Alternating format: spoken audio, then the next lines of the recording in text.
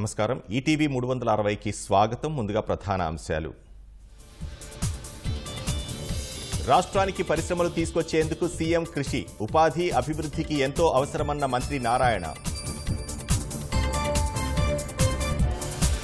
పురాతన రికార్డులకు ఎక్కడా భద్రత లేదన్న బొప్పరాజు. రెవెన్యూ కార్యాలయాల్లో వాచ్మెన్ పోస్టులు భర్తీకి విజ్ఞప్తి. వైసీపీ దోపిడీతో ప్రశ్నార్థకంగా కుప్పం రెస్కో భవిష్యత్. విజిలెన్స్ విచారణలో ఉద్యోగుల్లో వణుకు.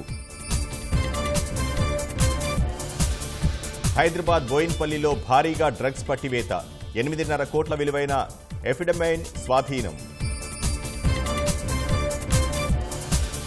లద్దాఖ్లో 5 కొత్త జిల్లాల ఏర్పాటుకు కేంద్రం నిర్ణయం. ప్రజలకు మెరుగైన అవకాశాల కల్పనే లక్ష్యమన్న అమిత్ షా.